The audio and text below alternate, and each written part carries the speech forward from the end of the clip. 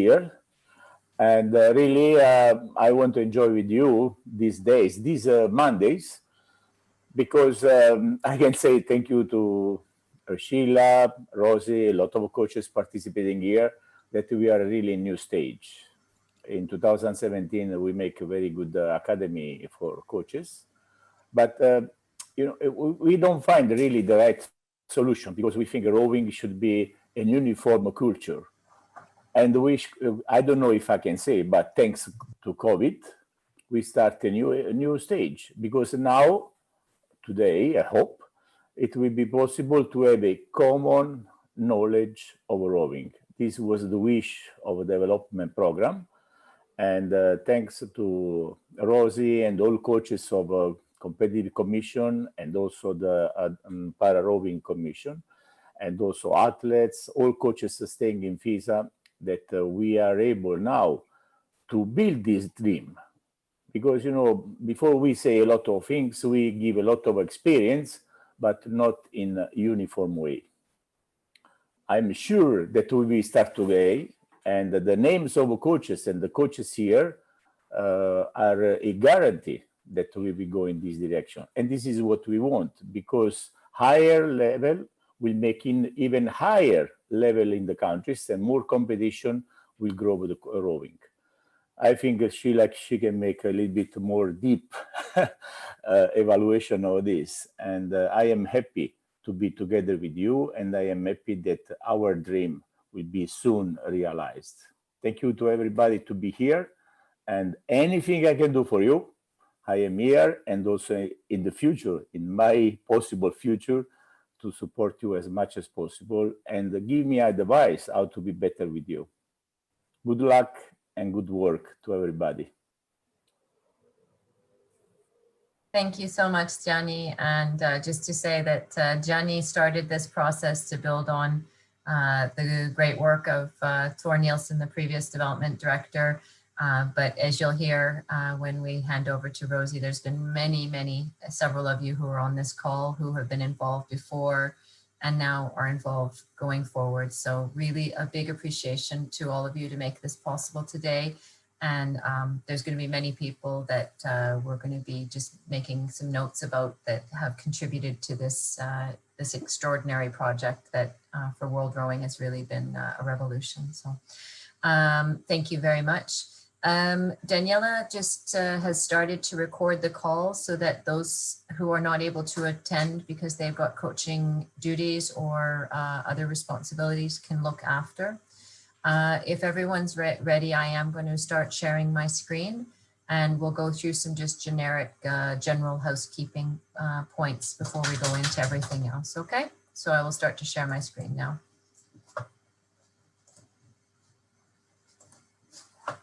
All right, so as we've mentioned, this is going to be the World Rowing Coach Development Program overview and scheme of work rollout. I'll just get this into full screen for everybody so you can see. So into presentation. Actually, no, sorry, I will stay in this mode so I can switch. I need to be able to go between different presentations. So, the first thing, just before we get too far into this is, I think all of you already are identified on the call with your names, but that's just for us, it just helps to be able to confirm who has been present for this, and anybody who is not today present. We are recording the sessions. We've shared that with others who've let us know so that they can go through to confirm that they've watched before we start in on new activities in January 2021. Could I just ask that everyone please keep your Zoom accounts on mute until we have the question period. You're welcome to send in comments to the chat, and we'll make sure that we are addressing those at the end of each of the parts of the presentation. We will be able to do questions after each slide and then also at the end. One thing to explain is that some of the documents that we are going to show today are just being finalized with a few last details, and we will be sharing those documents to all of you at the end of the sessions in December. So just know that we will be sharing it, but some things we're just, there's a last few details that we're having to finalize. Part of what we tried to explain when we communicated to you is that all of the new courses going forward are going to be using this new system, but we, just so you feel at ease, we are going to be going back with those of you who have run courses previously or people who've taken part in the old system. And we will be looking at how to recertify and run from 2021 forward some regional and national courses to provide the support to coaches to come up to speed, get up to date with what they're currently doing. And that's part of the process to start explaining to yourselves today how that will be happening. So is there anybody who has any questions at the moment?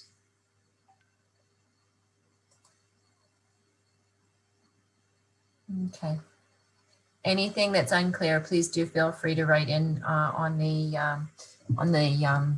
chat, or and we can always talk about the questions as we go forward.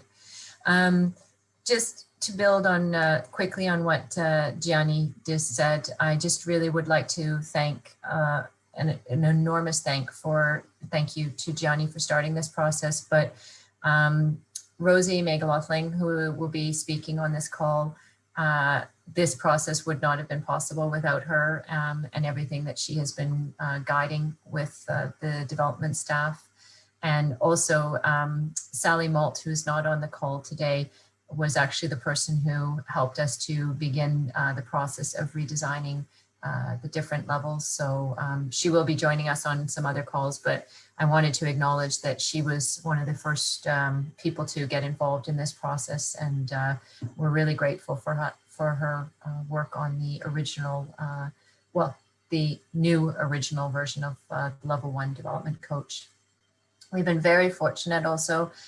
Simon has guided the process around the para-coach education from a project that started several years ago into fully taking it to where you will see over the next few weeks. And it's been very exciting. And that's also the case for Gwen Batten, who has been guiding the coastal process. We're very lucky to also have Perse, who's working on Level 2 for us. And I have to also do a big thank you to Daniela Gomez, Ewan Tang, who has left us to go work for Special Olympics in Berlin, and Paulo Matana, who will be joining us on other calls, and also Ben Carr, an intern who has been working with us since last year to progress this. So just a thank you to everyone. And finally, thank you to all of you who are working with us on this project and who have been working with us for many years. Many of you who are key in the development team who I see on the call. I won't go into everybody, but you know who you are, and we are so grateful to be working with you. So thank you very much. Okay, just going on. Today, we're going to be doing a basic introduction to the new materials, and it should take between 1.5 hours and 2 hours. This today may be slightly shorter just because of just going sort of a higher level overview that it's going to be myself and Rosie with maybe a few comments from Daniela and maybe a few other additions from people. But the following weeks, we're going to go more deeply into the Level 1 materials, Development Coach, the syllabus and scheme of work. The second week of November, we'll be going through the blended learning system with, and that's going to be the next week, and the week after will be Rosie, Simon, and Gwen. And then Gwen will be going into the coastal race module, which some of you have already taken part in. After we've gone through that, there will be on the beginning of December, a review of the assessment sheets and the recordings of the achievements and how we're going to be processing that. And then that will be Rosie, myself, and Daniela. And understanding the competent, not yet competent, which is a bit of a different system than what you've been used to. And then finally, a review of the reporting system and the database. So next week, it'll be really Simon, Gwen, and Rosie getting more in depth into the materials they've produced. And Simon, I think will be catching up with you as well on that in the next few days. Okay. So I believe we've got a quick question here. Oh, I'm sorry, Ibtisam, okay, yeah, I will speak more slowly. If anybody has trouble, just let me know if I'm speaking too quickly, please, okay? Thank you. All right. So going into the history and background, I'm going to hand over to Rosie and let her give a little bit of a background to where we are and what we're doing. Over to you, Rosie. Thank you very much, Sheila. And I will also try to make sure that I speak slowly, but if it's too fast, please let me know. So I just thought it would be useful to think a little bit backwards and why we've come to where we are now. So some of you may have seen these two books. So there was Be a Coach Level 1 and Be a Coach Level 2. And initially it came out of a group of coaches who people like Penny Tudor, Jim Joy, Tor Nielsen, and Matt Smith at the time, I think, was a development officer, or soon after he became the development officer for FISA. So it's in the 1980s. And the group came together with the idea of producing some coaching materials. And they really wanted to try to have more nations with people racing at international events. This booklet is still available on our website, and it was updated several times. So it was last updated in 2004. And a lot of the material there is still really useful material and background to our sport. But what the big thing was that they realized as well that not everybody wanted to be racing at international events. And so eventually they also produced a guide for clubs as well, which we will come on to. So Sheila, can you go on to the next one, please? So from 1988 to 2018, then there was a FISA expert who would be nominated by FISA, would go somewhere to deliver a level 1 or level 2 course, and they'd take the booklet with them. The course had some practical on it, but it was very much for the person delivering the course to decide how they delivered the course. There was a written exam, so they obviously needed to cover the areas that were on the written exam. And there was a pass mark for that exam as well. The proof of coaching was that you had to coach for a period of time after you'd finished the course. So, for example, on the level 2, you had to coach for a year, and it had to be clear that you had actually coached for a year. And as I said, those materials were last updated in 2004. But what we've moved on to now is the level 1 coach is required to plan, deliver and evaluate individual coaching sessions. So we've moved it to the level 1 down to a lower level than it was at before. But what's really important is we need to make sure we've seen the coach coach. So they will have tasks as they go through the qualification. Some of them are tasks that they pass or fail, but they get 3 attempts to do them. But what is important is that we will be watching them do a coaching session. So they will have to plan for the coaching session, and they will get feedback from us as a tutor during the qualification, but they will also get feedback as well from their peer group as well. So I think it's gone to a different level, and we're definitely looking now at coaches being competent to coach rowing. And whilst I'm sure that most of the people that were doing the original awards were competent, this should give us a better way of us globally managing and assessing whether people are of the same standard. And that's really what we've tried to do with these new coaching awards. And also, these competencies of a level 1 development coach fit into the World Rowing Coach Development Programme. So it's about us having more nations, more people enjoying and being part of our sport. And that's what coaching is about, as well as raising the standards and enabling people to go on to represent their country. So those are the things that we are trying to do, and it's the reason why we've rewritten these materials. Okay, thank you, Sheila. And lastly, there's also this document that's on our website at the moment, which is the training program for clubs and individuals. Again, it was last updated in 2009, and there's nothing fundamentally wrong here. But again, it's just a series of information for people, for coaches, and it doesn't really take them through a practical how to actually use it. And we all know that looking at a recipe is quite easy. Actually putting the recipe into practice can sometimes be a bit of a disaster. So we really want to be able to make sure that people can actually take these things and coach them to the people that we would like to take up rowing or to improve their rowing. So thank you very much, Sheila. Thanks very much, Rosie. I'm just going to move on to the next screen. Hold on for a moment. And just got to resume sharing, just one moment. Okay, so the training program we already went through, and now, so there's just the introduction and overview that I'm going to go through, and then Rosie and I will be switching between a couple of different documents. So if you've been invited on this call, you have already been working with us as a FISA expert and have attended the FISA Coaching Academy training in the past. Some of that was done with Johnny and Rosie and ourselves and several of us in Skinnius. Some of you have been working with Simon on activities, and some of you are also involved in things like the Women's Sports Leadership Academy High Performance Coaching Program.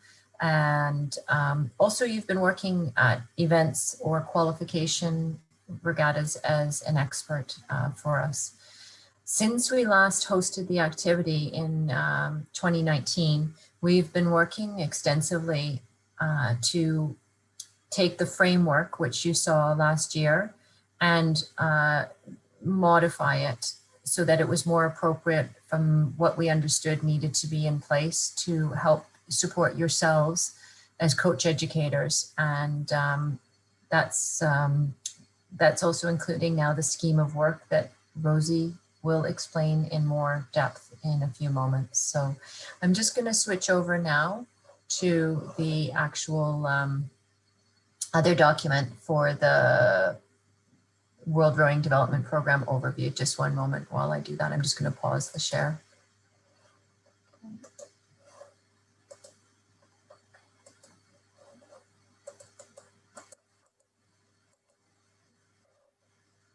Just a moment while I move this around. Sorry, I've got to get that open. Okay, now, okay, everyone, there we go. Can everyone see this new document on the Word document I brought up? No? Okay. Just one moment, I'll try to bring it up again. Hold on.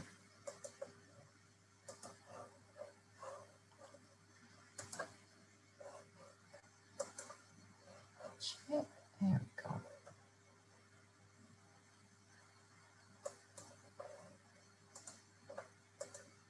Can everyone see it now? Is it good? Okay, good. Thanks, everyone. So the World Rowing Coach Development Program overview, it serves as a bit of a manual, I would say, for yourselves, but also most importantly, it's served us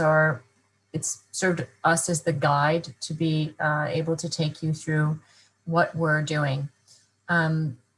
As the manual, it gives us a bit of an understanding of it just reminds us of what the vision and the mission is. And I think importantly, please remember that as FISA, now being known officially as World Rowing going forward, we in the development program, we are trying to make rowing a universally practiced and globally relevant sport and to grow the sport in all its forms. And I think as coach educators, that's really one of the main things you're doing, is helping to introduce people to the sport of rowing as coaches and to help them have a vision towards the future.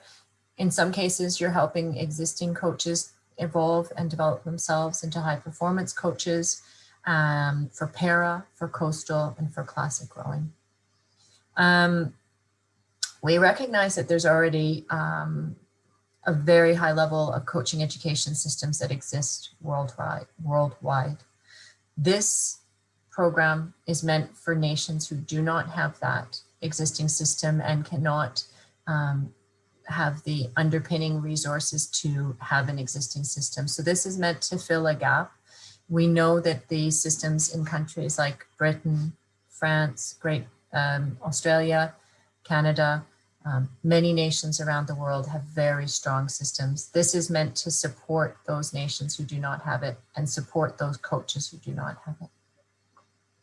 Okay, moving on, I'll just go into a bit of a fuller screen here, sorry.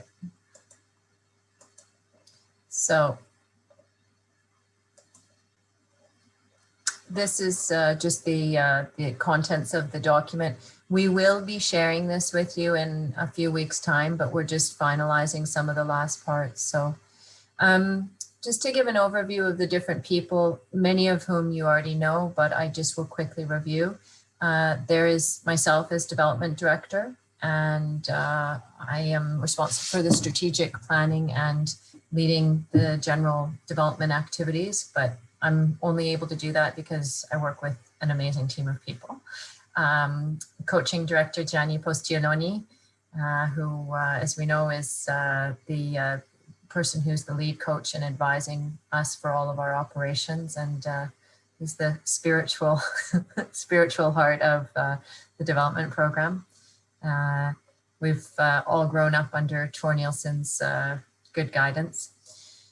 This project and all of this that has been going on, though, had to be guided by somebody with specialized knowledge around coaching education, and that is Rosie, who is on the call.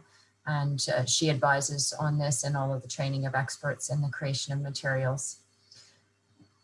Within the disciplines, we have, as you know, some specialized disciplines now that also we've been lucky to have experts working with us on, and that's Simon Goody for para, Gwen Batten for coastal. We will be looking with the indoor area to have somebody working on that, but that will happen as the new commission or working group is in order and they decide who would be best or the group of people who will be helping with coaching education for indoor.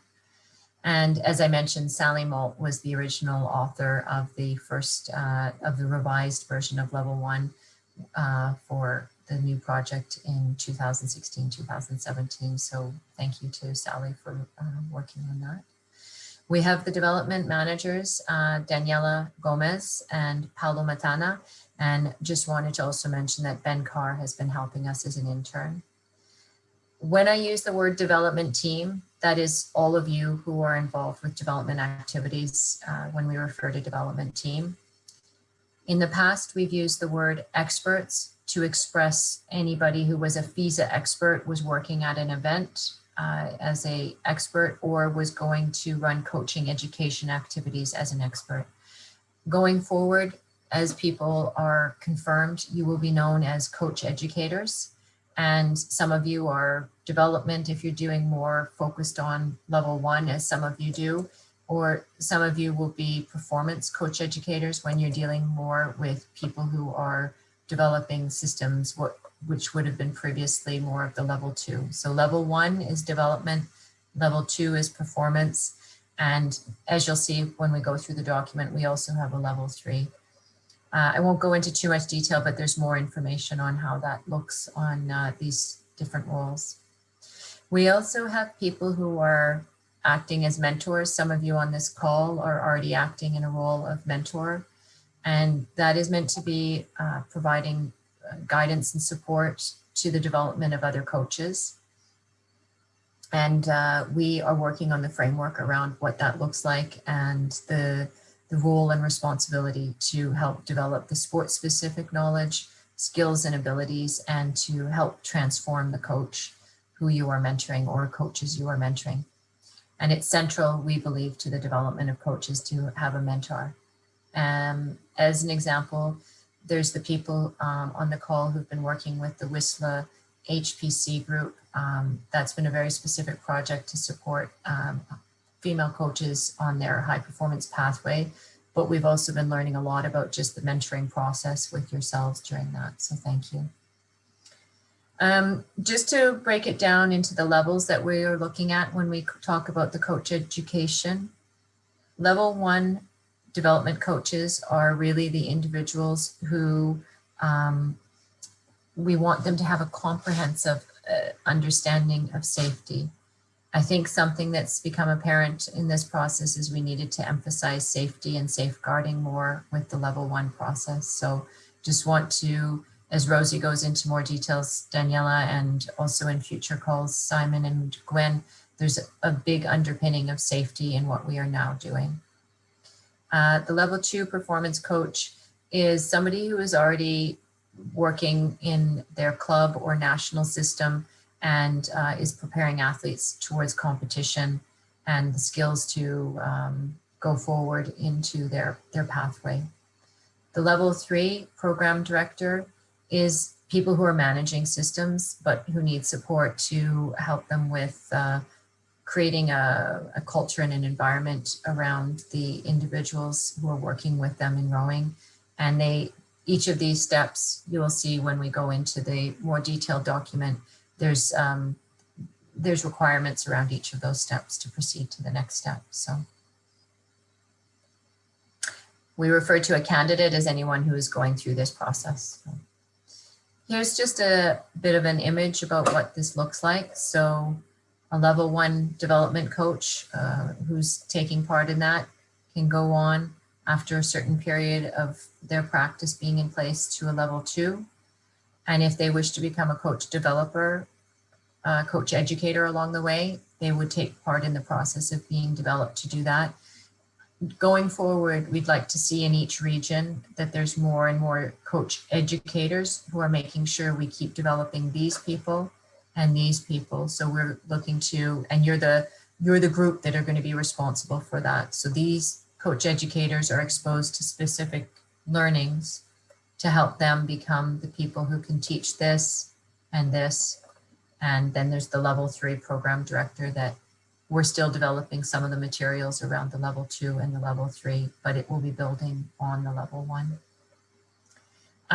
Something that we have changed from the materials in the past, and now just with the way the world is moving, we have more and more needs to make sure that there's certain certifications and courses that are already completed beforehand, that there's guided self-learning so that the coaches who come into the courses have already been taking part in some coursework before. Some of this, as we've seen, is also possible to be done virtually. And then there is also when you go on your visits to run the courses, there's the face-to-face or in-person learning. It's important that for anybody who's also just running the activities with World Rowing at the training camps, we will be moving towards wanting to know that coaches coming to these activities have this knowledge before that they're coming, or that we identify that they need to be going through level 1 development coach or down the line a level 2. Once this is all completed and it's been accounted for in the assessment and the competencies, there's a certification process. There is, after the certification, we will be encouraging the continued learning to keep their certification up to date, to attend conferences, to attend activities, and then we go into an update and renewal process. So it's meant to be a holistic process to keep people evolving and growing as coaches. Okay, so I've explained a little bit about that. With the education and certification courses, you will see such as first aid and CPR, anti-doping education, safeguarding, We now are going to be recommending that all coaches also go through training for swimming, or that they have a minimum level for safety reasons. And we know also at the moment first aid and CPR might be a challenge due to the COVID situation, but we really believe everyone should be looking at those certifications. I'll have a detailed list going on. The self-guided learning is also the next step after that, before we go into the direct face-to-face in-person learning. Okay, so just going further on here, certifications. As an example, keeping, I think I already mentioned, but keeping the first aid up to date, the safeguarding and anti-doping will be something we want to encourage, because there are modifications and changes. So as people become level 1 or further, we would be wanting them to do that. For going into level 2 and level 3, there's obviously more of an engaged, longer term process in that. I'm just going to take a pause for a moment to see if there's any questions, or if Rosie or Simon or Daniela want to add in anything.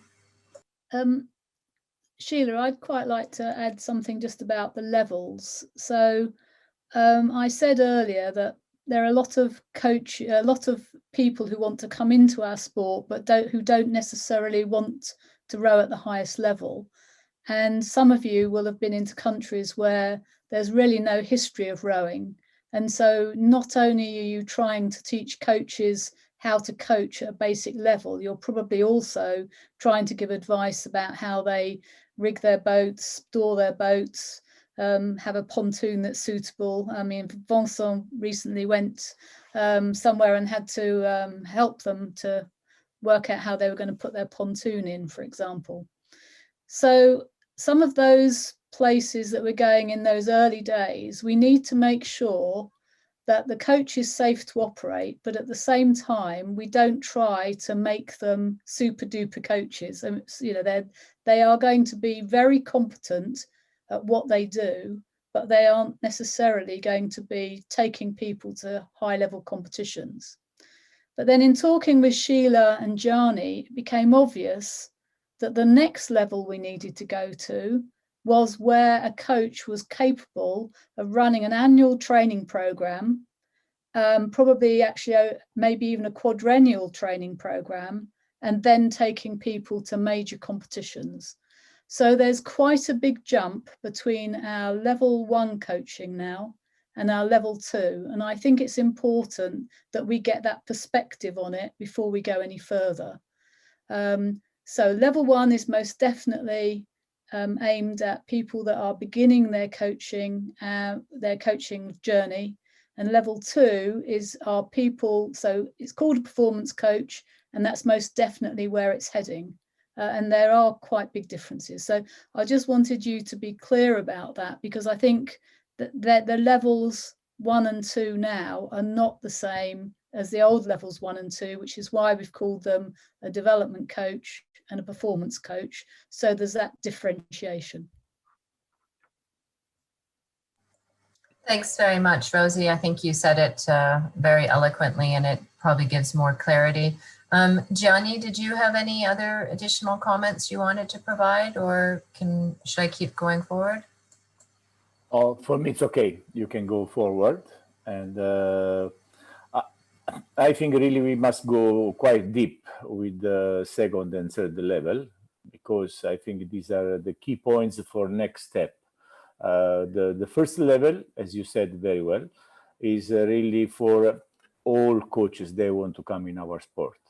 But for the second and the third level, there will be coaches really with the right tools also to understand their experience they are doing. Because, you must be also able to read your experience and not just do it.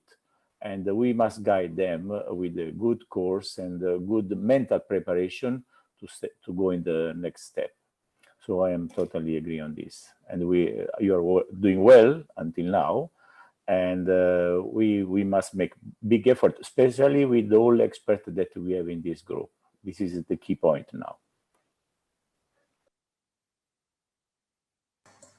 Yes, I think it's important to remember that I think we've sometimes gone too fast through some of this to make sure that we had really a strong foundation with some of the coaches. So that's some of the background so we can support people better on this pathway.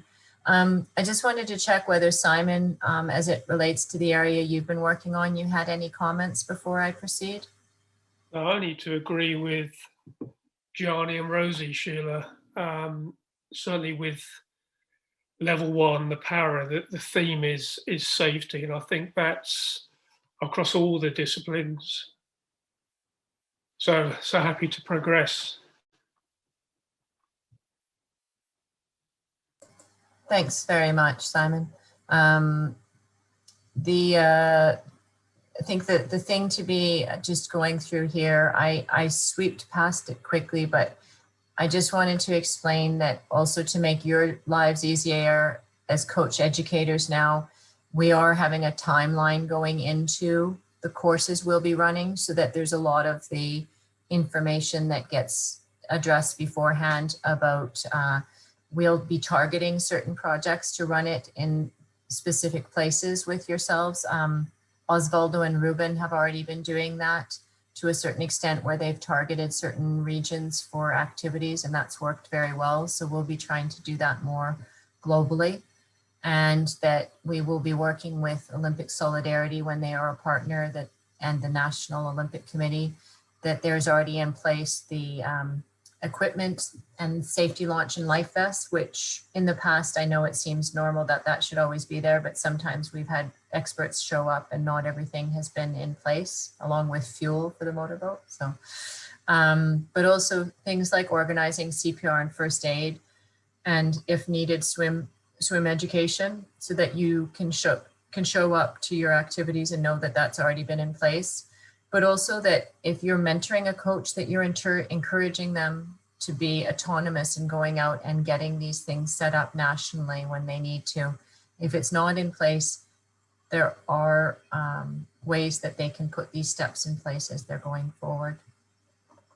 I won't go into too much detail. This is more just that there's an internal timeline we will be following. So, okay, so just going into level 1, and I will welcome that if Rosie or Simon want to jump in, or Gianni or Daniela on this, please go ahead. But first off, with each of our levels now, we identify the candidate. And so for the level 1, this would be anyone over the age of 18 interested in contributing to the sport of rowing in one or more of its disciplines. Something to explain is that you can take the classic or competitive rowing and also have the introductions to coastal and para and indoor, but eventually if you also, there's specialized modules that Simon will be running for the coach educators around para, and Gwen runs around coastal. So I might just get, Rosie, do you want to just give a little bit of an overview of that with Simon? Yeah, I can do. So in a minute, I'm going to show you a couple of modules at level 1. And we have, what we've tried to do is work very closely together with para, coastal and classic, so that we have things like how to coach. Doesn't matter which discipline you're in, the principles of how to coach and coaching pedagogy are exactly the same. So therefore, the delivery of those modules would be the same. Where it will differ might be in if you were teaching skills, for example. Again, how you teach skills as a coach will be the same, but it might be that that who you're doing it to, or who you're doing it with, I should say, not doing it to. Bad word that for coaches. So who you're doing it with, it may be that it's in a coastal environment or a para environment or a classic rowing environment. And so that will be where the differentiation is. So we wanted to try to make sure that people could move across the disciplines as well, if they wanted to. And we see a lot of that already. I know there's quite a few people on here. We're on the coastal race module last week, who are starting to take forward some of the coastal rowing as well as classic rowing. And there will also be people that are doing the same with para rowing as well. So we felt that that was important, and therefore you'll see there are a few changes where, for example, on the coast, you have to have a dynamic risk assessment. Now we tend to, and that means it's a risk assessment that you've done literally as you get down to do the session, that today's weather is, and it means that the water will look like this, and the temperature is this, etc. So you make a dynamic risk assessment at the last minute from your generic risk assessment. We've never really called it that before. We've never overtly had it in our materials before for classic rowing, but we have asked people to make sure they consult and do a final check. And now what we've done, we've tried to make sure we incorporate those elements into all three of the disciplines that we're doing without making it more onerous for the coach. So just so that there would be some familiarity if you move across the disciplines, you wouldn't feel you were having to learn a whole new safety or a whole different safety or a different way of doing things. So I think that's really what you wanted me to explain, Sheila, isn't it? It's that we've worked very hard to make sure we've got consistency across the disciplines. And we will do the same when indoor rowing comes in as appropriate, to try to make sure that, again, people can move between disciplines, because most coaches don't just coach one type of rowing. Thank you very much, Rosie. And I think there's some of these things that will actually also help to enhance for yourselves as coaches within your day-to-day activities. Many of these tools will actually help you also as coaches. Or at least that's our hope. So just quickly to run through what we would be doing with the external certifications. It's going to be this swim certification. We will also, and this is very much going into actually also protecting yourselves as coach educators. We want people to be trying to go through a swim certification, or being able to confirm that they're able to do 50 meters swimming, treading water for 3 minutes. We will be signposting them to the National Swim Federation to do this, but we want to protect you as coaches when you go out, that you have people who, if they don't have this, have access to a life vest. And we will be having commitment forms for all participants.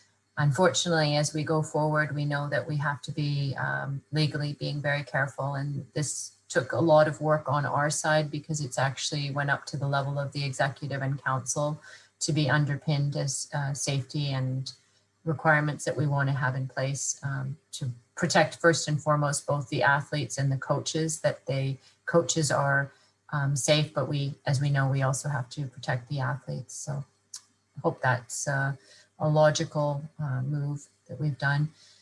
We'll be asking people to do their CPR and first aid, and they will be also doing that through a national association, so that everyone is coming into it with that certification.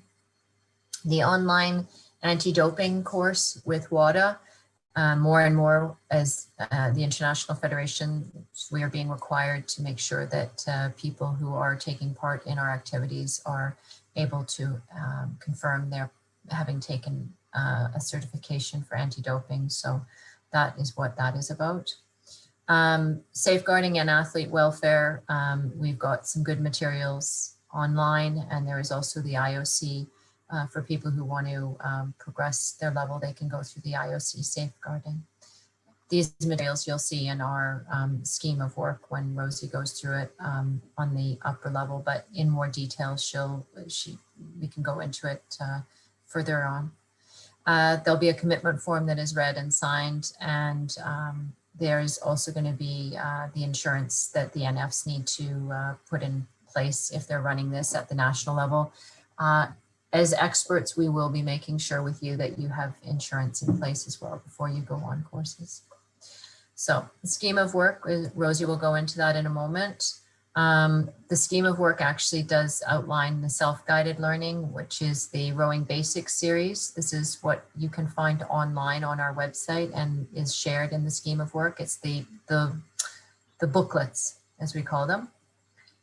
This covers off safety basics, hyper and hypothermia, warming up and warming down, physiology, coxing and steering, and gender equality. With the current situation with COVID, we have also been moving some of the things that are able to be done online to virtual sessions like we did last week with the Coastal. And that's going to be something we try to encourage happening going forward, even after we get through this very difficult period with the pandemic. When people meet in person for what we call the face-to-face learning, you as the coach educators or the people who are mentoring the coach educators are going to be making sure that there's the introduction to the course, an overview of what will be happening, that there would be the capsize drill, and if needed, swim testing. You as coaches, if at any point you do feel that a coach on your course is not able to safely take part, you are empowered to ask them to be either wearing a personal flotation device or they shouldn't be involved if they're going to be near the water, but we can go into that later. There will be an education around running a safety and risk assessment. There would be an introduction to the actual practice of coaching. What is coaching? Planning a session, rowing technique, coaching skills, rigging a single, rigging other boats as well. Coastal race module, where that has been requested as part of the materials if it's a coastal course, or para, specifically going through understanding of para and classification if there is the para aspect. And just as a note, there's the guidelines of the duration and the delivery are to be found in the scheme of work. So we've even, with the experts or the coach education, the lead people, been able to identify about how much time each of this happens so we can better plan out programs for these activities.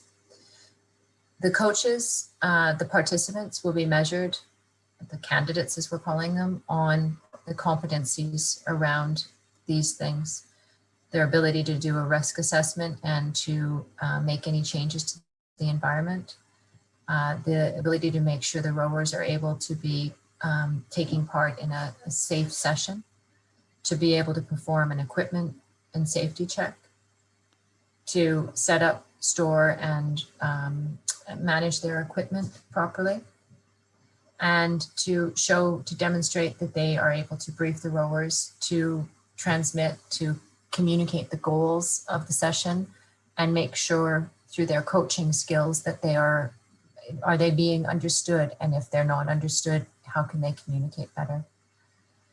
We will be having the competencies evaluated about the learning environment, effective use of communication, giving the technique properly, giving technically correct explanations and demonstrations of technique, skills, and equipment, and ability to adjust their coaching to the level of the coaches they're working with and how they're communicating positive feedback or corrections, and how are they concluding a session, and then offering the rowers also a chance to communicate back how they've gone, what their experience has been from the session. So I wouldn't mind if Rosie or Simon or Johnny commented on this from being more in the technical area of coaching and how we develop this.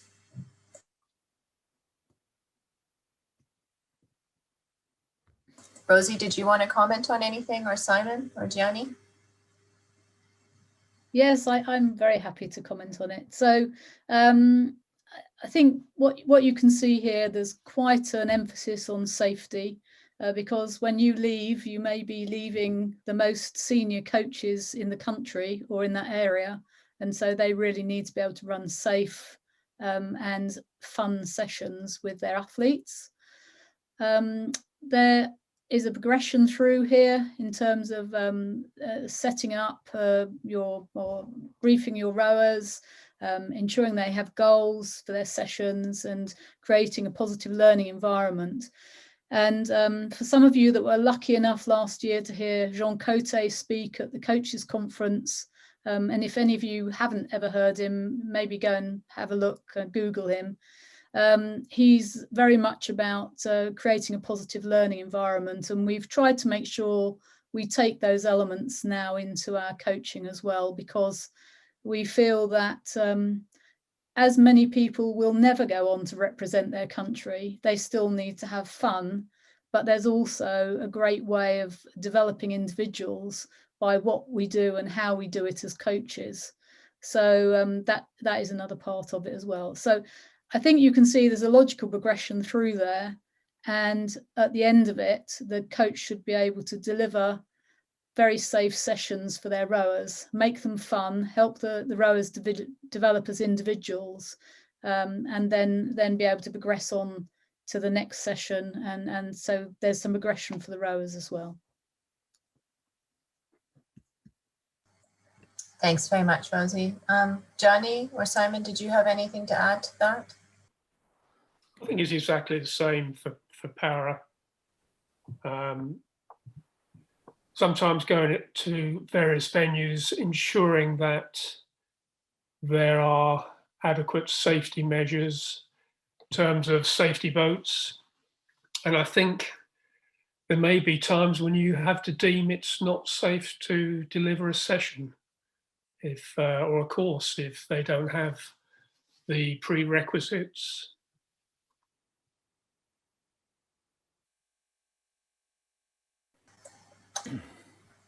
Thanks, Simon. Yes, go on, Gianni.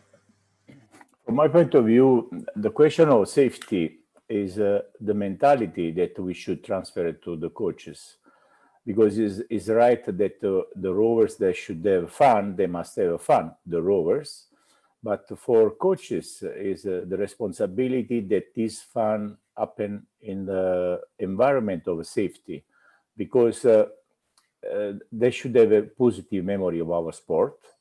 And we coaches, we should see not just when they are in the boat, but the safety is a general view of what they do. It's not just on the boat or with the rowing, if they are able to swim or not. So it's fundamental that the safety, general safety, is in the brain of a coach. So they should see quite wide this aspect. Of course, the most important one is when they are on the water, but all sports activity are regarding this. I was thinking about to go to Luna Park when I go with my kids in the Luna Park. They are happy, they have very great memories, but do you imagine how much safety there are in these environments? Because they want to create nice memories without any negative feedback. And this is what we do in sport. We create the right environment with a lot of safety, with huge control of coaches, but in safety conditions. So I'm totally agree on what you are doing. And I think we should go a little bit also more in sports like coastal. Maybe there should be some extra things, but okay, we will have another opportunity to talk about it.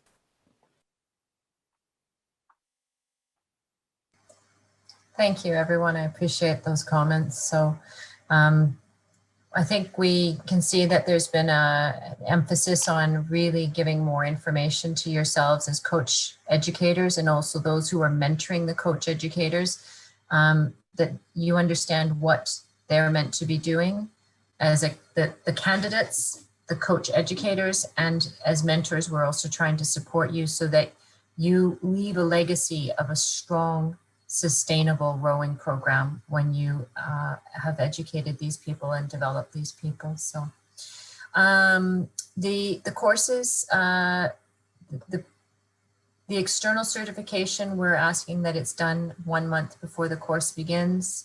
The self-guided learning should be completed 2 weeks before. And then the face-to-face in-person is normally going to be over 7 days. We do allow some modifications if there is going to be with the para module, or if there's some cases where people might want to have para and coastal and the classic, but that would be discussed directly with yourselves as we were preparing that, or there is some situations where we might have a para module, a para course followed at the end by the little mini regatta or something like that, as with the other disciplines, and we'd have to work with you. But in general, we're looking at sort of a 7-day period, but with some flexibility depending. It's just to give guidelines. Beforehand, there's the documents that we would be sharing, and those will be demonstrated in the SAO. And the certification at the end is valid for 3 years. And that's because we want to see that people continue to upgrade their certification after, and to continue to evolve as coaches if they stay involved in coaching. And if they want to progress to level 2, we would also want to be seeing at least a certain period of time before they can go forward to the next level to progress into level 2. So I'm going to stop there because level 2, as I explained, we're actually working very kindly with Purse on that and some other key people on the level 2. And I think it'll be the moment now that we can go back to the presentation and get ready to have Rosie sort of walk through the key elements that you're going to see as we discuss the SAO as well. Rosie, over to you. Sorry, nearly forgot to unmute. So, as I said, there are some very key elements in here. So we've aligned the safeguarding and safety prerequisites or pre-requirements and the guided self-learning, and that's across the 3 disciplines. And I'm going to show you in a minute, we're going to share the scheme of work and how we've actually started to develop that.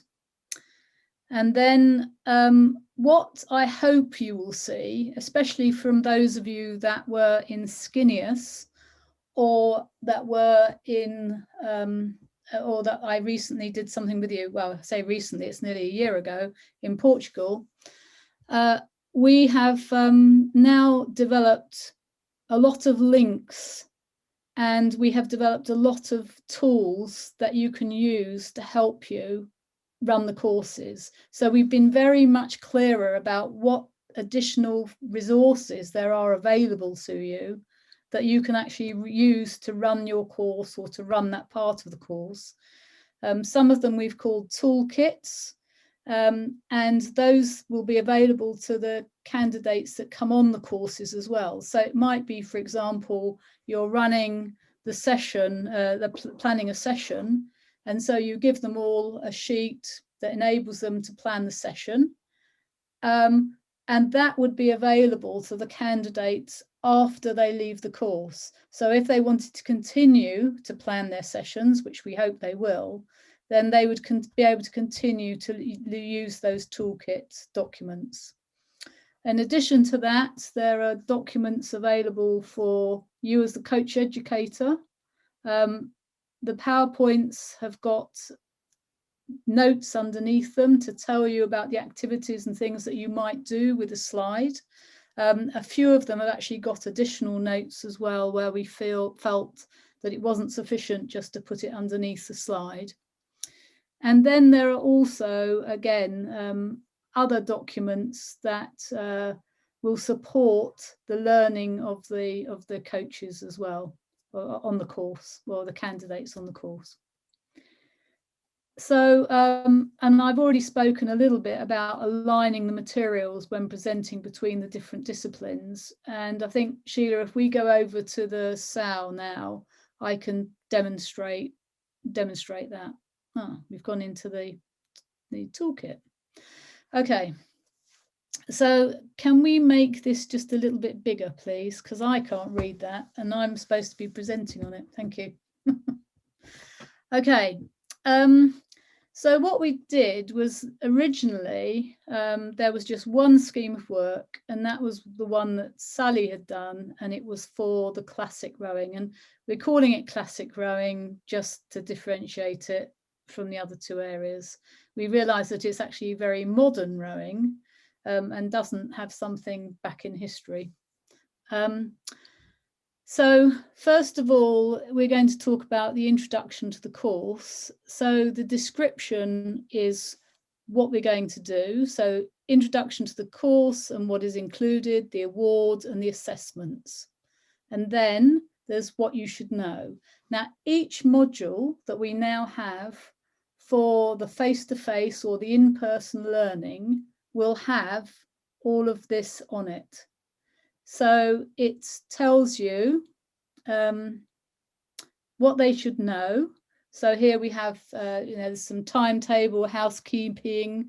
There's some information about when they will be assessed.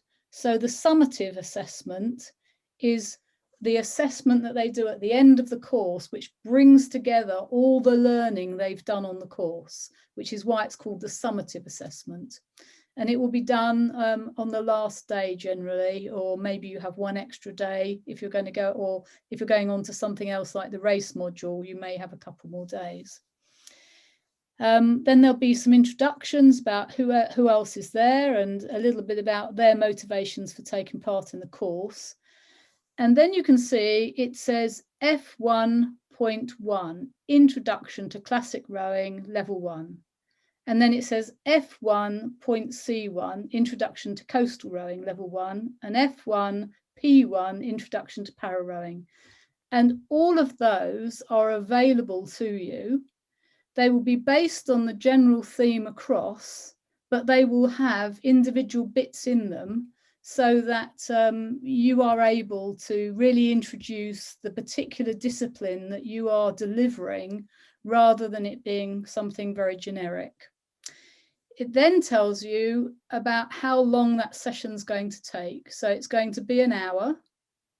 It's going to include 30 minutes of introductory activity. And we suggest that you have some sort of way of people to get to know each other a little bit better, because then they will actually participate better in the course. And later on, we're going to be dividing them up into groups, and we're going to ask somebody to be an observer and somebody to be a coach and somebody to be an athlete. And we want the people to know each other and feel confident enough with each other that they can start to give some feedback on what happened in a coaching session, both when they're the athlete and when they're the observer. So this introductory session is important to start to bring your group of coaches together in exactly the same way as you would if you had a group of new rowers in your club. You'd be trying to bring them together and for them to get to know each other a little bit. And that's why this is included in that first session. So that will be the same and take the same amount of time, no matter which discipline you're in. But then what you can see is that the next one is the swim test and rescue drills. We've actually changed the name of this. So this is, there's a swim test and float test. So we're not talking anymore about treading water, because that is one of the things that has changed in terms of water safety. So if you're in cold water, you don't particularly want to be treading water because you'll just lose body heat. So it's now a float test rather than just treading water. And then there's the rescue drills as well. And what's important here is that that is going to be different for the three disciplines. So in classic rowing, we know that we want people to be able to turn their boat over, maybe all of them need to stay with the boat, doesn't matter which discipline they are. But it might be that we teach the classic rowers how to get into the boat, or we might teach them how to get onto the boat, or we might teach them how to do a buddy rescue. So there's various ways that we could teach them how to be recovered from the water. In the coastal rowing, if they're a kilometre offshore and there's no safety boat with them, they most definitely need to be able to get back in their boat. The boats are less tippy, but even so, if you're in rough water, it can still be tricky. But there are now definite ways that they have to be able to get back in the boat. They also need to be able to put a life jacket on in the water, which they carry with them. So there's differences depending on which discipline you're in some of the modules. And for para rowing as well, we clearly have people with quite different abilities, which will impact on what you have to do. And if you have PR1 athletes, we know they struggle to maintain body heat. So it's going to be pretty important that they're able to get themselves out of the water, or you can get them out of the water as soon as possible. Plus they also have straps and things on. So that capsize is going to be different. And so what you then see is, as you go down, there's some documents are the same. So if it's got the same numbering, but just has a C or a P in it, then it's just a slightly different document. But where it's additional documents, then there are additional information in there that you will need to use. And what you will see is that some of the modules are actually additional time that needs to be in there in order to be able to deliver all of the stuff. So particularly in this one, actually at the moment, it's the same amount of time. But when we come to writing the safety plans in coastal rowing, it's quite a considerable extra amount of time required, because there are some legal requirements on the coach that just don't exist for river rowing. So, or for the classic rowing. So that would be 5 hours instead of 3 for the coastal, and it's 3 on the para as well.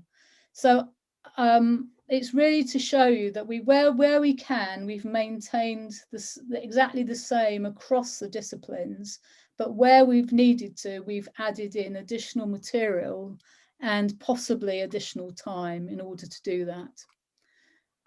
So the other thing are that there are a couple of modules that are very specific to the disciplines. So classic rowing everything is duplicated across the others, but for para rowing there is an additional module which is on classification that doesn't exist for the other two, clearly. And for coastal rowing there are some additional modules as well, but particularly around safety. And so they would be they're numbered at the end of everything.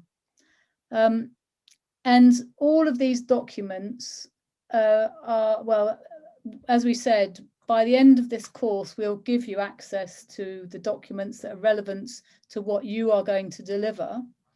And what you will see is that all of these documents will have a link in them, and you'll be able to easily pull them up. So, and that's, I have to say, Sheila and in particular Daniela's fantastic work here. You can see that all of the documents are numbered, and you'll be able to go in and just press on it, and it will either bring up a PowerPoint presentation, it will bring up the documents you need to deliver the session, or it will bring up some toolkit resources that you can use for the session, but also will be available to the candidates afterwards. So that is a really fantastic resource, and I hope you feel that will help you to be able to run your courses or run your modules more easily. So as you can see, Sheila has just brought up the capsize, the para capsize. Is this the para one? No. Yes, it is. Yeah. Para is at the end of this one. Yeah, para's at the end of it. Yeah.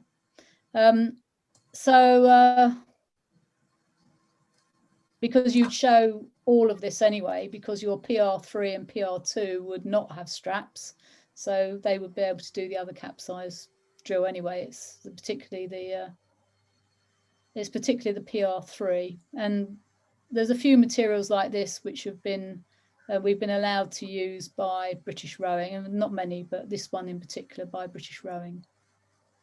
I might just also click on one of the iSprings so that people could see like establishing a para program, which have also been developed. This is full credit to Daniela for her work on this in this case with Simon, where she's developed these with each of the coach experts on these areas.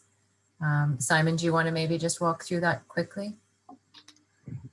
Yeah, this is establishing a para program It's going to be unique depending on which region of the world you're in. So there's always unique challenges, different for Europe than it's going to be in Africa. But it's been able to adapt. Do you want to flick through?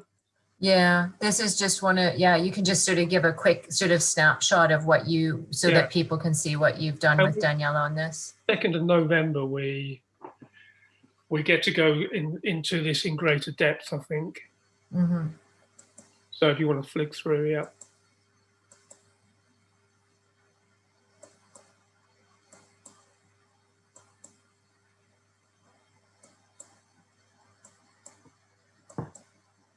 And then you also have given links to other materials if needed. So yeah, so it's what is the if they're looking to open up a club or a centre, and maybe just focusing on one disability type. Probably easiest if they're just engaging PR3 athletes, where there's minimal changes in terms of equipment, and you're not dealing with you don't require such a knowledge of the disability side. Mm-hmm. Thanks very much, Simon. Thanks, Rosie. Just for those of you watching through this, if I just take you through when you see something like the guided self-learning, this will give you at your fingertips all of the materials that you would need as it would for the face-to-face in person, including the links to the quizzes. And then there would be notes for the tutors if you were having really specific things you may, for a para session, you'd want to go into some of these materials, but then for coastal, there would be coastal materials. So Daniela, did you want to give any sort of quick comments on this, just to explain a bit more? Well, we try to find a way here to make the documents available in an easy way.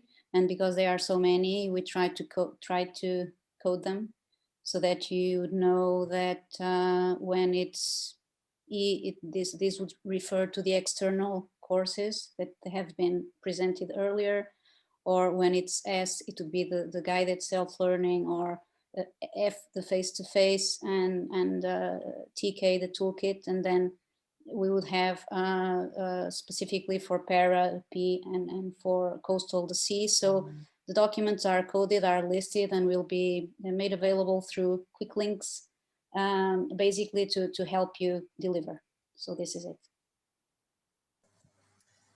To say that this has been a labor of great intensity for Daniela along with the lead coaches is an understatement, but we do hope it's been thought out in a way that will allow you who are working out there with the different nations to have a really good set of tools. So we're looking forward to seeing how this works, but also getting your feedback as we go through this in the field.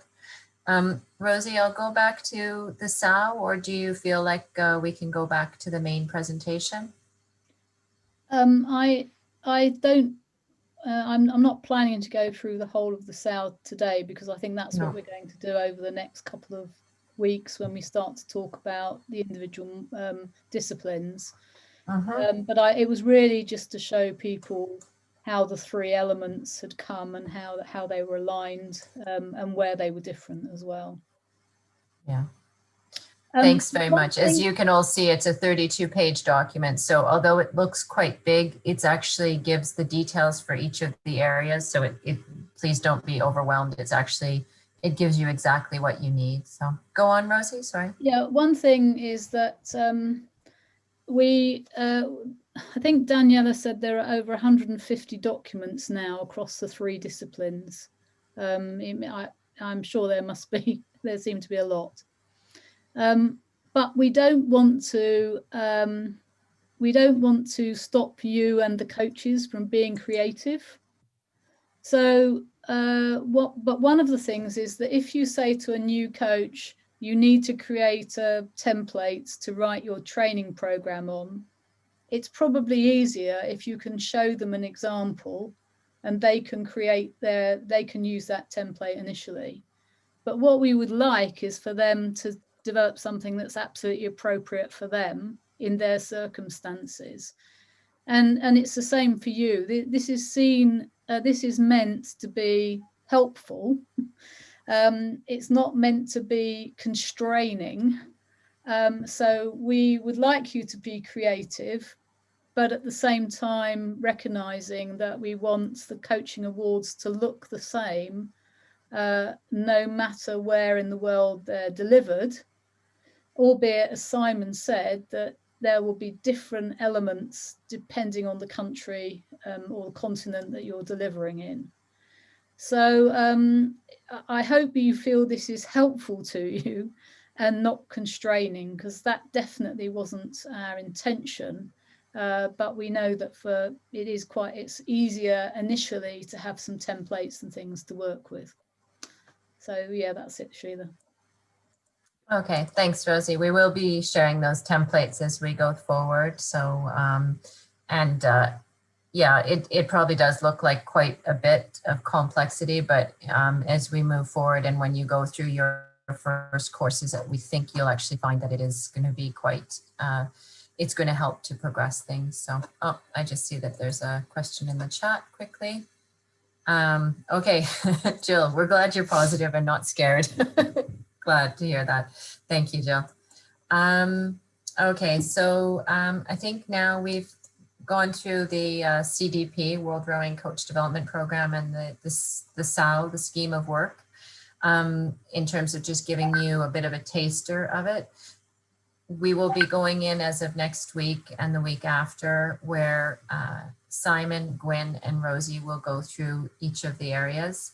And then with some of you specifically, we'll be doing some direct sessions like Gwen has done for the coastal race module. We'll be working through with Simon and with Rosie for the modules as well after we've done the rollout. But the next few weeks is really just to make sure you are aware of what we are going forward in 2021 and beyond for the World Rowing Coach Development and Education. So that's the scheme of work that Rosie has already given an overview. Just as a last point, I'm going to pull up the database that we will be using going forward, and that I will, with Daniela, probably give a few bits of information on. Just one moment while I pull it up. So we are going to be more and more tracking. We need to track the people who we are having attending these courses. So if I go out, you can't see visually too well, but I'll go back into detail. But we're going to be wanting to have consistent information with the coaches and how we record where the course took place, the dates, the experts, the level, last name, first name, their gender, date of birth, their national federation, email and phone. But here's where I think you'll appreciate that we will be going through the same system for the independent learning with what we just explained, and this should be done in advance. And then we would be going through the same system for the practical assessment, which will be what you would be doing. And those are the topics that will go more in detail in the coming weeks. So you have the theoretical assessment, the practical assessment, and then going back to what Rosie had explained about competency-based, we confirm if the certificate is awarded, and then we confirm if their details have been uploaded onto the database when that is ready. We're just in the process of creating a new database online for coaches as well as generally for FISA. And if there's comments or a recommendation that this coach should be given more opportunities, you can be putting it into that level, okay? So, Daniela, do you have any comments about this, or Rosie, anything you wanted to maybe add? Just a quick one. So basically this is the attendance and assessment sheet, and this is where you control the validation of the competencies. It is also something that you are supposed to send to us so that we also run the World Rowing database. And so this is at the end, it's the wrap up of the course. Yeah, basically on my side, that's it. Rosie, is there any comments from your side? No, I mean, people might have questions about how do we deem whether somebody's is competent or not yet competent, and we will go into that over the coming weeks in terms of you're making sure that everyone's aware of where you find that information. Thanks, Rosie. Okay, so I'm just going to go back to the PowerPoint. So I think I saw there's a few things in the chat, so I'll just pull that up and then we can answer any questions. Okay. Oh, thank you, Leticia. And then Rebecca had to move on to another call. So now is the time where we can take questions. Does anybody have any concerns, comments, feedback? Please go ahead.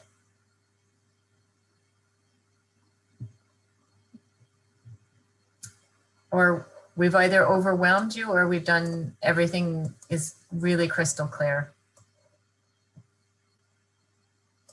Okay.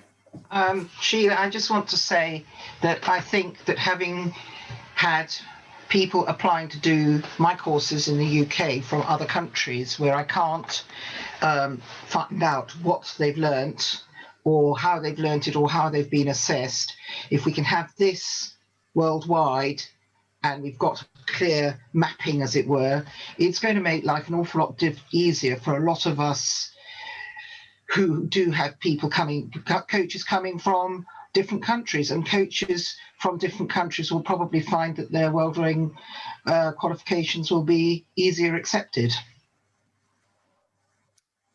Thanks, Persia. I mean, that was part of it, was to start to have a common language. Yeah. I think around competencies. I think it's also just to make sure that coaches are consistently receiving the right support globally to be good coaches, and that we are giving the coach educators the right information to support that process. But yeah, and we do think we will find some things that we improve on as we go forward, but at some point we had to get it to a stage where we needed to launch, and next year is going to be a critical year.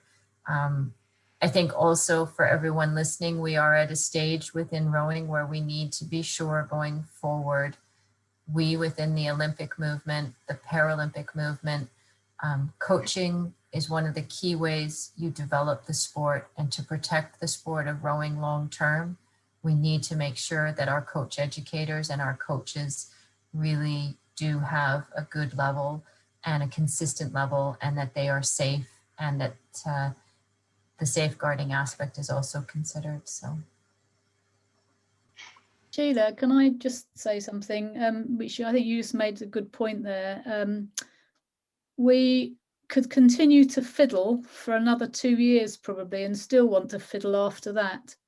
So we've made a commitment that we're pretty ready to go now with these different resources.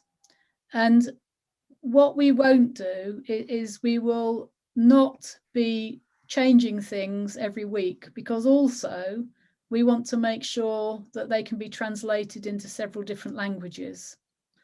So if when you're delivering them, you find something that is not right, then we'd love to hear from you, or something that you think doesn't really make sense in some way, please get in touch. But if you don't see it's been corrected for 6 months, it's probably because we're going to try to leave everything for 6 months and then do an update, and then let you know that we've updated things and what we've updated, so that you aren't, well, you haven't got something that, you know, next month, oh, that's changed, but you didn't know it had changed. And then the other thing is that we also will commit that we won't make radical changes for at least 2 years. So if we decided that we need to redo a presentation or something completely, we aren't going to be doing that on an annual basis. For a start, I don't think we can do this intensity again for a while. But secondly, I think it's really important that you have some consistency and we have some consistency, and the coaches that we're educating have some consistency as well. So I think that's just important to say. But please, if you have any comments, then come back to us and we will save them up to the point at which we change things. Thanks, Rosie. I think, Ruben, you had a question to start, and then there might be another one coming in. Okay. Thank you, Sheila. Daniela, please, you can help me to translate the question. It's more easy for me explaining Spanish. Okay. Es fácil. Al completar la hoja de competente y no competente, ¿verdad? When you complete the assessment sheet with the competent or not yet competent.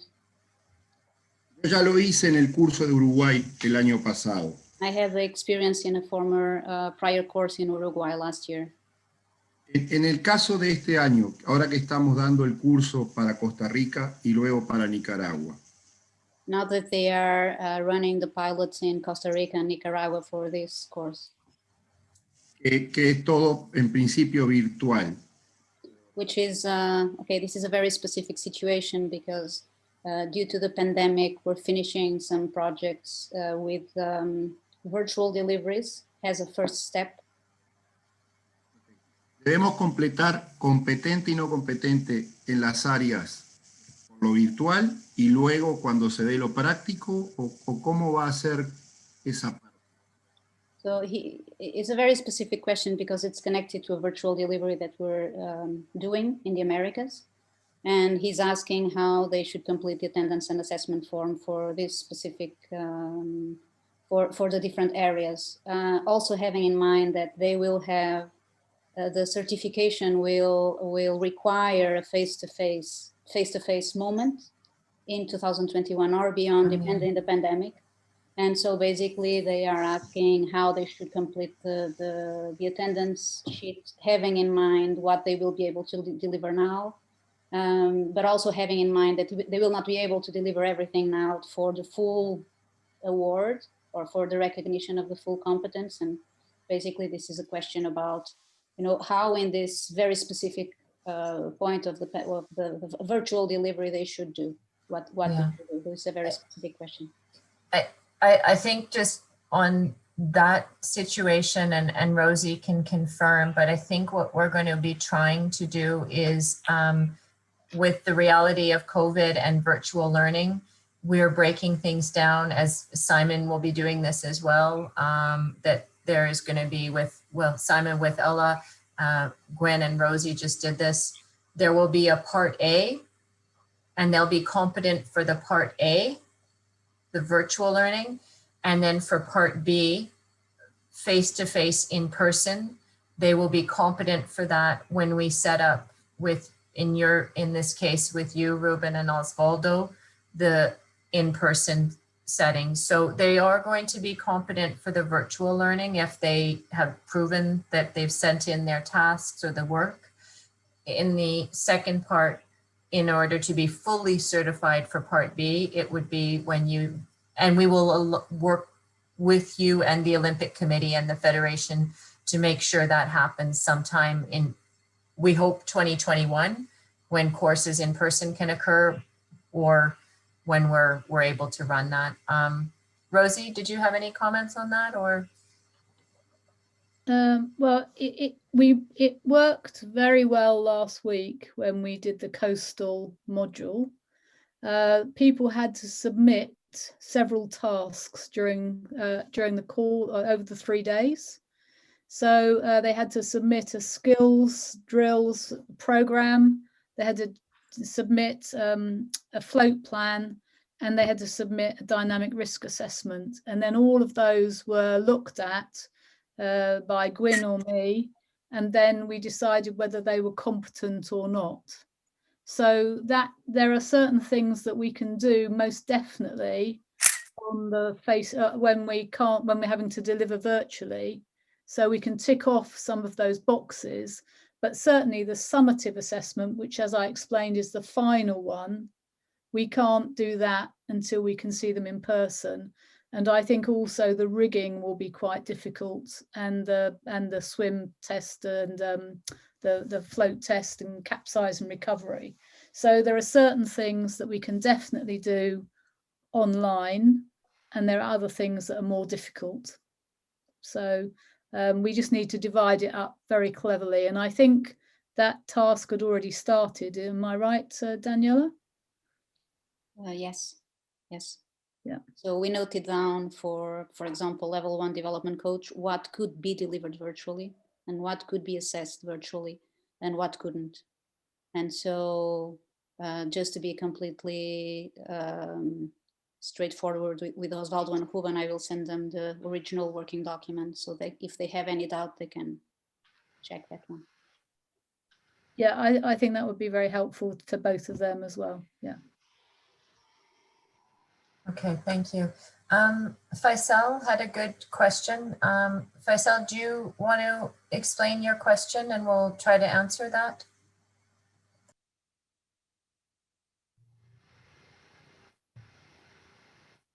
Okay, I have a question about how we can renew the certification, for example, for level 1 after 3 years, knowing that is not valid. Because I know for the umpire, for the FISA umpire, they organize the seminar after 4 years to validate the license.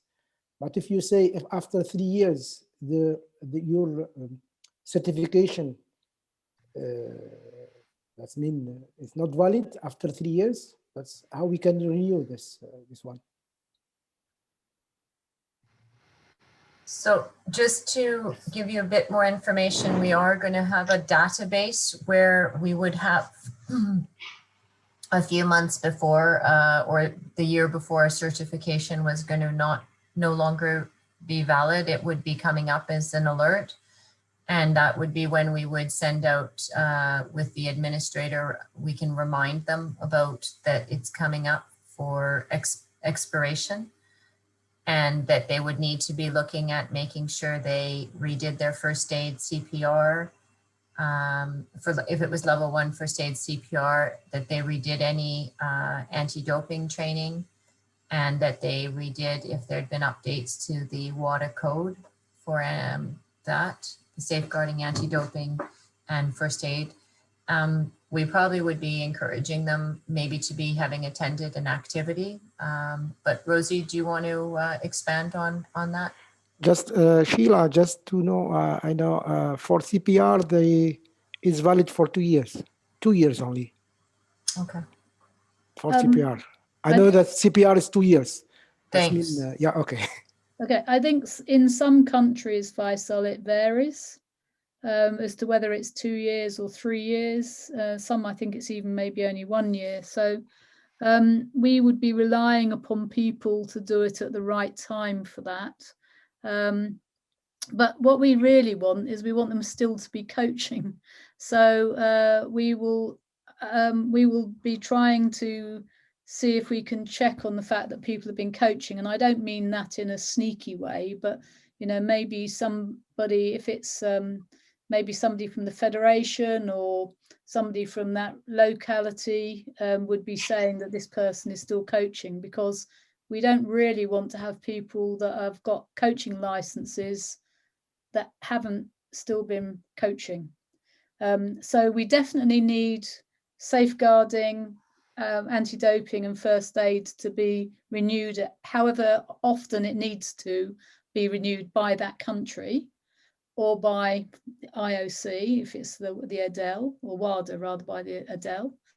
And then we need to make sure that they're coaching. So maybe they produce a coaching log, or they have, somebody can say that they've been coaching at the club or whatever else it happens to be. And I know that's not absolutely foolproof, but we have to take some of this on trust, and it's more about encouraging people not to renew their license that haven't been coaching.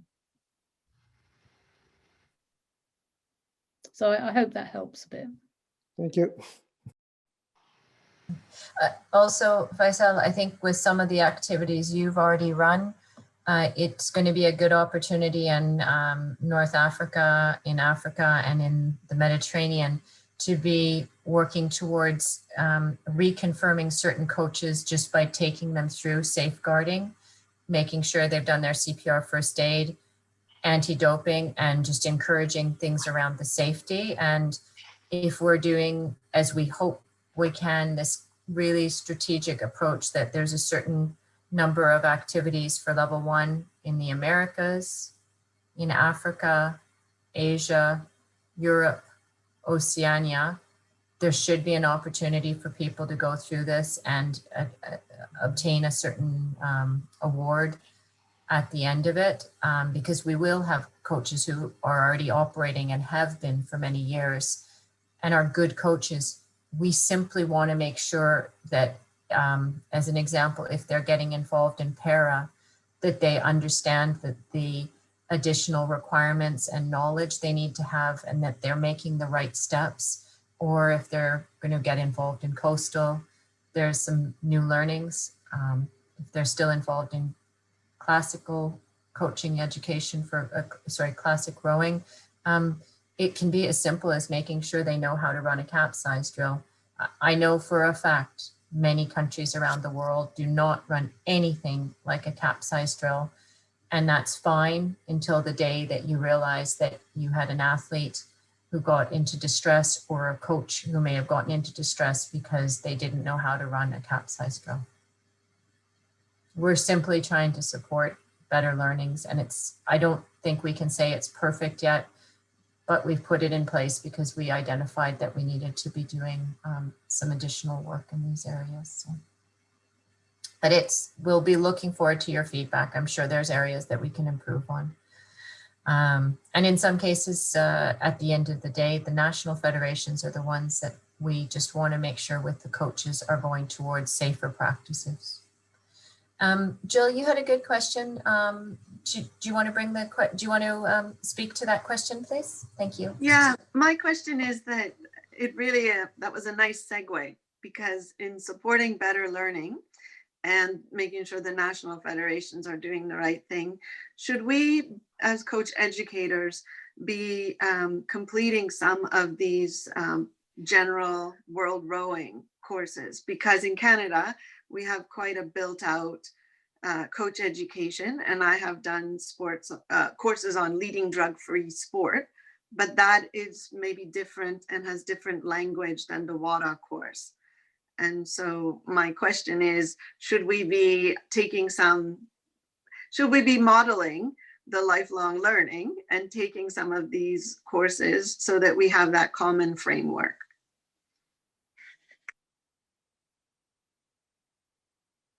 Sorry, good question. Rosie, do you want to speak to that one, or do you want to, maybe you start? I think Jill, if you're happy to go and do it as well as all the other courses that you've done within Canada, I think that'd be great. For some people, there is no other option. So it would have to be the WADA course. And it does help if you've done the same course that your candidate coaches are going to be doing, because then, if they've come into difficulties or they have some questions, you've actually been through the course as well.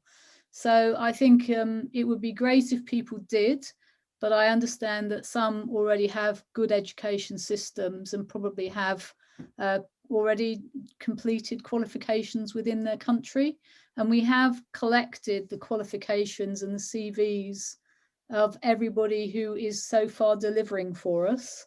And we'll have to do another round of asking you for your CVs with your qualifications on again, because obviously as coach educators, we need to make sure that we're also up to date. So I wouldn't say absolutely you have to if you've got a really good in-house system, but I think that it would be helpful to your candidates if you'd done the same system they have to go through.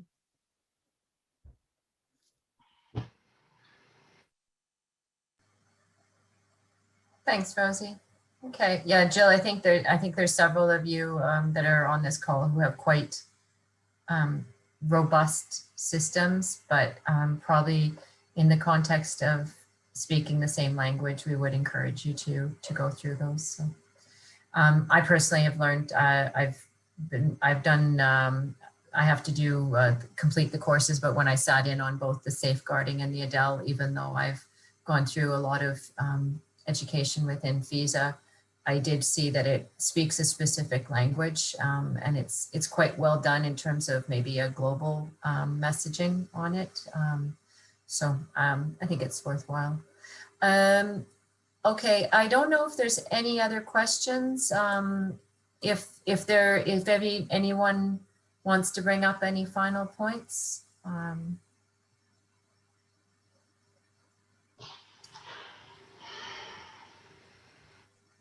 If not, we can also welcome you to send in any message directly to ourselves if you want to raise anything. I would just like to again, thank you all so much for taking part in this. It's very important to us that we are working from the same consistent place, not just for the level 1, but for those of you who are going to be mentoring level 1 and level 2 going forward. Some of you are at a different place in terms of the projects that you work on with us, but we greatly appreciate you making the time for this today. And we're really inspired by all of you and to build on this for future. And we hope it's going to be an exciting time for rowing and for yourselves as coaches in the next coming period. So if no comments, I will say thank you very much. I'll pass the floor over to maybe Rosie and Johnny to close up, and wish you a good rest of the day if you still have some or sleep. Thank you very much, everybody. Fantastic to see so many of you and from so many different countries. And we look forward to moving coach education forward, hopefully in person in 2021. But I'll leave the last words to Gianni, because I'm sure he'll have some words of wisdom for us all. Okay, Rosie, first of all, don't overestimate me. I think until now, really, we have seen very good and details job done by you, Daniela, Sheila, and all staff of FISA, and Percy, Molly. Yeah, very good names. We know very well. I think the stage is learn. And me too, I want to learn, because everybody can take benefit from these Monday courses.